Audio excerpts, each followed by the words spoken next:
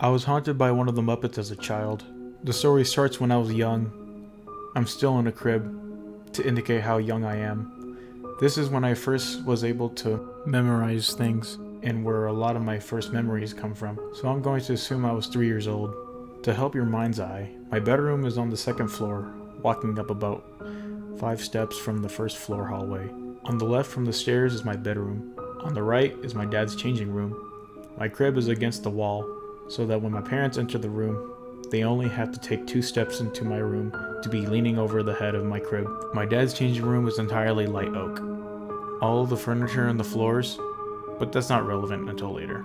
Like any 3-year-old, my parents tried to entertain me with cartoony figures, but we didn't have Yo Gabba Gabba or anything modern like that as a kid. We had the Muppets. I still really like the Muppets, and I'm sure a lot of people do too, but the issues following this point were less than fun. My first nightmare, or correctly, the first nightmare I can remember, featured a member of the Muppets. Now I should say right now, the subject of this story is not Muppets. Not plural, the story revolves around a single Muppet. My first nightmare was about Gonzo. He was standing over my crib, staring at me. I could see his silhouette in the moonlight through the window. He was wearing a red robe, like one you would wear as you sat by the fire and said, "Indeed, old chap." The creepy part about my dream was not the Muppet staring at the baby with murderous intensity, but that the ceiling of my room, the room around me, and the crib all looked the same as they did in reality. I'm calling this a nightmare for the sake of my sanity. Just before the nightmare ended, his eyes widened, his mouth opened, and I heard a groaning exhale as he brought his hands closer to me, like he was going to pick me up. But you know, stupid baby me, I'm used to my mom leaning down to pick me up, that I giggle and I raise my hands up too. Next thing I know, it's past dawn and I'm awake. About 5 minutes later, Mom comes into my room and picks me up. Next up, I'm 5 years old. My bed is now in the back corner, but still in the front of the door. My headboard is against a parallel wall to the door.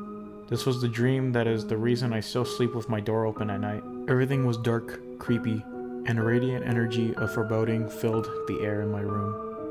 I pulled the covers over my head, which didn't seem to help that much. You know that sensation you get when you're being watched, or that premonition of something bad about to happen? Mortified was an understatement, made even worse by the fact at this point I was entirely unaware I was dreaming. Once again, all my room looked as it did in reality. Same sheets, same pajamas, same toys in the corner of my room. The most notable difference was everything felt hyper-realistic, like a smooth stop-motion animation. I peeked my head out from under the covers. The door slowly creaked open. I'm now too terrified to even move. Thoughts raced through my head. If I moved now, I would be seen. Best to just play possum, or that I was paralyzed from fear. The door crack was not my mom's or dad's, but had just given me a slight spook in the night when they came up to check on me. My parents didn't have a nose like that. Hello. The dream ends there. I screamed as loud as I can. My body fills up with those danger hormones you get after waking up. You know, the kind where you squeeze your eyes, shut it feels like you're suddenly in a lot of pain or dead. Then you wake up in a cold sweat, with a pounding heart, too scared to even swallow because of how loud it might be to anything still lurking in your room. I stayed frozen like that for what felt like hours. Eventually I got up the nerve to shout for my mom to come and get me, because I was too scared to make my own way to their bedroom. There was a brief confusion one day when I woke up with a strange stuffed animal in my bed. My uncle, who was visiting me when I heard how ill I was, believed the stuffed animal was one my mother bought. My dad had never seen it before. My mother insisted my uncle had brought it with him, since he had kids my age as well. Yes, it was what you're thinking. It's not really an interesting anecdote, but the more I thought about it, the more unsettling it became. The only 3 adults who were around at the time, neither knew where it came from. The only reason I don't believe my mother when she said that my uncle had brought it with him was that he expressed genuine curiosity about how I got there when he went to check on me with Dad after another nightmare I can't remember. My uncle is a prankster, so I can see my mom believing he brought it, but he would never lie or fake his feelings over something. So far, we've gone over 2 childhood nightmares and 1 confusing stuffed animal. Is this too spooky for you yet? Relax. gets much worse. Specifically, when we moved out of the house and into a condo when I was 11. To be brief, the nightmares subsided after my bad case of the chickenpox went away. Now, I'm not saying I didn't get nightmares after that. I mean, I didn't have any super vivid or Gonzo-related nightmares until I was about 11. From ages 11 through 15, the nightmares returned like it was the Jedi in Star Wars Episode 6. Guaranteed once per week. And you know how in the dark, if you close your eyes and relax, you can see images on the inside of your eyelids. It was always the silhouette of Gonzo laughing. Even if the dream wasn't related to Gonzo, I'd wake up in a cold sweat and say, "Oh boy, that was a terrifying dream. I wonder what..." And then I'd see his laughing silhouette, and my mind would curse in a low, angry voice. Gonzo. I'm 13 now, and this is when things become very spooky. My mother is going shopping. I'm still not old enough to be left on my own yet. Or so she says. Overprotective as always being her thing. So I go with her. We're going to the city's main mall, which is pretty big honestly. We're touring around. She looks for pants, shoes, plates, and new cameras, yada yada. But then as we're walking, we find this strange part of the mall. Everyone knows that feeling when you know a large place so well, you can navigate it, no problem. Turn left here, right here, keep going straight. It's on your left. Anyone good with directions knows what it's like to know the ins and outs of anything like that. But then you venture too far in one direction and find out there's an entire hall you knew nothing about this whole time. It feels surreal. We found that extra hall at the very back of the mall where I thought it just dead-ended. There was an entire section to the left that went out a good 40 feet. There were 4 stores in this section. The 2 on the left seemed like generic clothing stores, but had large close signs across the entrances. Same for the one on the far right. The only one open was the Muppet memorabilia store on the immediate right. I'm feeling uneasy in the pit of my stomach, but my mom is very cynical. I haven't told her yet about Gonzo, nor would she believe me if I told her now.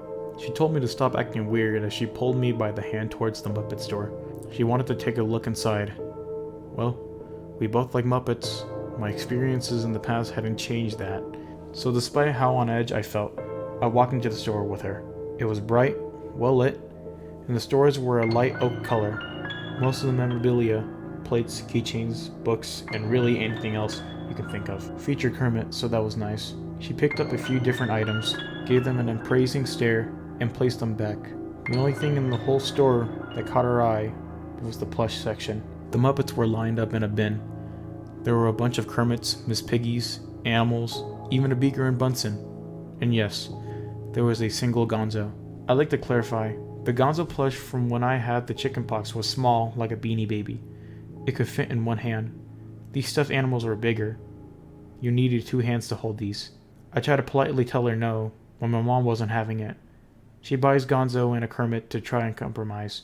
The Kermit doesn't have anything to do with the story. It's just a stuffed Muppet that I still have, and I actually liked it. It's been a few weeks since we'd bought Gonzo now. Nothing out of the ordinary. Mom is getting used to me heckling the Gonzo doll every time I see it. She's on the couch, putting her printed photos in one of the Loblaw's Photo Lab pouches. She had 2 pouches, which she placed one on top of the other on the counter by the kitchen. Then she turns to me and gives me a speech about how she has to go on an errand and is letting me stay home for the first time since I am now a teenager, blah blah blah. I nod my head and say what she wants to hear. She's gone. I'm home alone. What does a teenager do when he's home alone? Look at lewd videos. So that's what I did for about 10 minutes until I heard a large slapping noise coming from the living room. I turned off my monitor just in case anyone saw what I was looking at. Hint, it was lewd videos. I walked into the living room. Sure enough, the photo pouches Mom had preciously stacked on one another had toppled over. They were both new. They were now both on the floor, with pictures strewn everywhere. Being a good son, I decided to gather the pictures and place them back into the envelopes. I didn't really care if they weren't in the right order. I just explained it to Mom when she got home. All of the pictures were in the general vicinity of where the pouches fell. Some were under the couch, some were by the dog's water dish. One was all the way inside the kitchen. I looked at every picture I picked up just out of curiosity, really wishing I hadn't looked at the one in the kitchen. Really, really wishing I hadn't.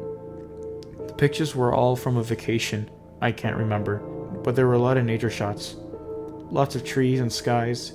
So green and blue was a very predominant color in a lot of these. The one in the kitchen was red. As I said before, we moved out of the house when I was 11. I was 13 when this happened, so let me try to describe this. The picture was of the house we used to live in. The changing room I mentioned at the very beginning. The only one with pale, light oak floors and furniture. Except the furniture was arranged slightly differently. The way it was organized before, the tall dresser was at the back of the room, centered, and the full-length mirror was on the left of it. There were two fancy chairs my parents liked to call king and queen chairs on the left side. There was a long credenza on the right. In this picture, the queen chair was where the dresser was. The mirror was on the left of the chair now. The dresser was on the chair's right. The credenza was still there. There was no king chair. Gonzo was sitting on the chair. Not just Nightmare Gonzo. The exact Gonzo Mom had bought from the Muppet memorabilia store. Mouth wide open. Legs and arms limp. Eyes fixated forward like it was staring at me. It was propped up against the back of the chair. Everything was red. The entire floor space from the legs of the chair Gonzo sat on to the end of the picture was just covered in gore. Bodies. Literal bodies. And corpses. They didn't even look like they had faces. Everything was bloody. The dresser had a red streak of blood across it. The credenza was speckled with it, and one corner was completely bloodied. Everything had blood on it, except Gonzo. I freaked out. Clearly, this was not a vacation picture. I lost my cool completely, and I called my mom and told her to come home as soon as possible. She told me she would be home when she finished her errand. I gingerly placed the photo on the table and got a terribly haunting feeling that the more I stared at it, the more it would hurt to look at. The pressure inside me boiled over, and I couldn't take it anymore. I started screaming as loud as I could, and it didn't stop. While running up the stairs, I didn't stop. When I lunged for the Gonzo doll, I didn't stop. And while I beat the stuffed animal, tearing its nose and face off, ripping its limbs apart, I still didn't stop. Mom came home. I was still hyperventilating. The picture was gone. So I got in a lot of trouble for wasting her time and also destroying one of her stuffed animals. I decided to try and take matters into my own hands like a sleuth, or as much as I could. Next day, when I was dropped off for school, I didn't go in. I took my lunch money and used it for a bus fare to get to the mall we'd bought Gonzo from. Wouldn't you know, I couldn't find that store again. I must have looked for a good hour, but all I could find were dead ends. There was no mention of a Muppet store on the map either. I eventually got up the nerve to ask the information desk. I asked the woman at the front if they had any information on the Muppet store. What Muppet store? I got a little more heated than I needed to, honestly. After about 20 minutes of arguing and security having to be called, I got the message that they didn't know anything about a Muppet store. I was able to pick money out of the wish fountain for bus fare home. Sue me. And I just sat on my bed for the rest of the day and wondered why life had to be like this. The last dream happened when I was 15. It started out as a nightmare, but then it sort of disappeared. Like someone said, okay, that's enough. Cut. And the creeping darkness around me dropped away. I was in a green room. It looked like a factory. They had conveyor belts and shelves and little kiosks. It looked like a Toy Story in a way. And across all the shelves, conveyor belts and kiosks were miniature Gonzos. Not just any Gonzos. You know how troll dolls look like? Well, imagine that pose, except for the Gonzo doll. Wide open mouth, yellow shirt with brown dots, belt, pants, shoes. It looked like these things were being manufactured and sold. The actual Gonzo was there, standing there in a red robe, like he'd been wearing in my first nightmare. His mouth was closed, something I'd never seen before in a dream. His brow looked like he was confused. He was squinting, or at least uncomfortable. We had a conversation. There was no screaming, no trying to kill me, no horror. We were standing in this bright green room floating in an infinite white space, having a casual discussion. The general gist of the dream was that he was saying he was done with me, and how he had more valuable customers to worry about. I couldn't help but feel like an old rival was surrendering. He dismissed me by pointing to the door.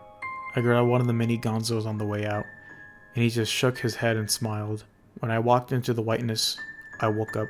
What seemed like something that happened in 2 hours had taken 11 hours in the real world. First thing I did was ask my mom about the Gonzo doll she had that I destroyed.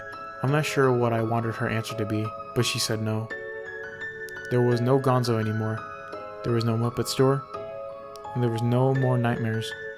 Only me and my memories. Obviously, Gonzo dolls like that still exist in the world, or I wouldn't be able to find a picture of it on the internet. But after I tore apart the one we had, Mom had thrown it out, and the only thing left of us ever owned one was our memories. That's all there is to it.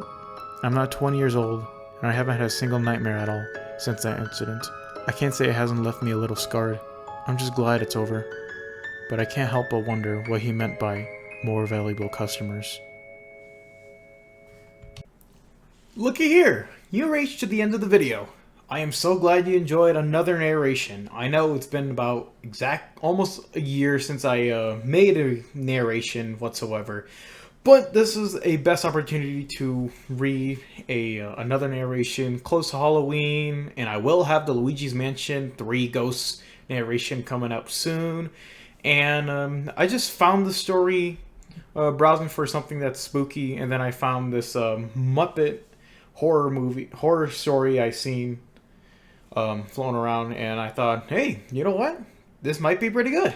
So yeah, I'm glad I enjoyed this. I'm really glad I enjoyed all of this. I'm very glad I found this on I mean, it's on No Sleep, so obviously this is probably going to be a much of a great thrill. Shoutouts to LeapYearFriend from Reddit for creating this wonderful story. I loved it a lot, and there were so much things that I really hope to do more narrations of. I can go down to No Sleep r/No Sleep, because these are some good stories I can just read. These are really nice, and I hope I can, and hope there's more for me to look at. But anyways, I hope everybody enjoyed this video. If you really liked the video, make sure you leave a like, leave a comment down below. If you want more content like this, make sure you subscribe, hit the notification cowbell, share with someone you know, and remember, you don't have a cow, you're going now.